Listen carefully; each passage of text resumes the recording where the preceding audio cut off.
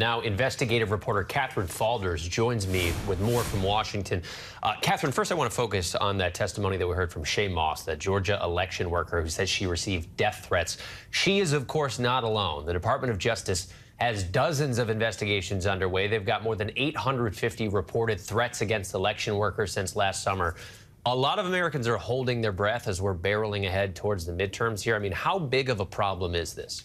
I mean, look, it's a huge problem, and the reality was that the committee obviously put that on full display with her testimony yesterday. She had her mother there, her mother who had already given this deposition behind closed doors to the January 6th committee, which is part of the reason why the Department of Justice wants all of these transcripts from the committee in their entirety. But look, they showed how Donald Trump mentioned her name. I believe it was more than 15 times in that phone call with the Georgia Secretary of State. She obviously went over, as you saw in John Carl's piece, about what a toll this has taken on her life. Her mother couldn't go back to her house, had to stay away from her home until the inauguration. So it's an issue that the Department of Justice is taking very seriously, Trevor. I mean, Catherine, as compelling as these hearings seem to be, there are certainly some people who remain unmoved. We know that the former president has a lot of staunch supporters, including Florida Senator Rick Scott, the chairman of the National Republican Senatorial Committee. He called these hearings irrelevant political theater, and he said that he even suggested that the committee could be making things worse. I mean, our first question is,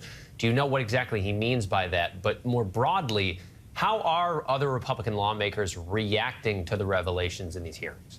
I think what Rick Scott is trying to say by making things worse there is that his argument would be this is partisan, this is all political. There are two Republicans who sit on the committee. But look, I think the reaction from Republicans has been to, one, deny any allegations that come up about them in the hearings, obviously, whether it relate to pardons, to slates of electors, anything like that. But also, Trevor, there is frustration, what I'm hearing from Republicans and from people close to Trump. And actually, Trump said this out loud. He is frustrated by the lack of Republican response that he believes hasn't been put on full display here. He's blaming Kevin McCarthy for pulling his picks off the committee back in July.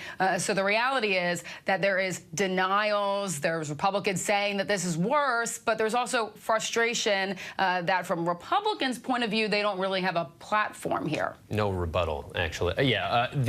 Catherine, we've just learned from the committee that they subpoenaed footage, and this kind of made my head explode. Footage from a documentary filmmaker who was with the former president's inner circle before and after January 6th, and maybe even more mind-blowing is the fact that a bunch of Trump officials and campaign workers said that they had no idea that was happening. How does something like that happen, and what do you think we might learn? Look, I think that this filmmaker was given access by somebody else in Trump world. Of course, I'm sure people weren't on the same page as to why he was there. But look, it could be very significant. At the same time, it couldn't be. It depends what exactly he filmed and what they showed. Okay, the January 6th committee has done all these depositions. Do they contradict what they said in this footage? That's still to be determined. Interesting. Catherine Falders, we really appreciate your time. And of course, we're going to have a lot more full coverage of the committee's next hearing. That's tomorrow at 3 o'clock Eastern, right here on ABC News Live. Hi, everyone. George Stephanopoulos here. Thanks for checking out the ABC News YouTube channel. If you'd like to get more videos, show highlights, and watch live event coverage, click on the right over here to subscribe to our channel. And don't forget to download the ABC News app for breaking news alerts. Thanks for watching.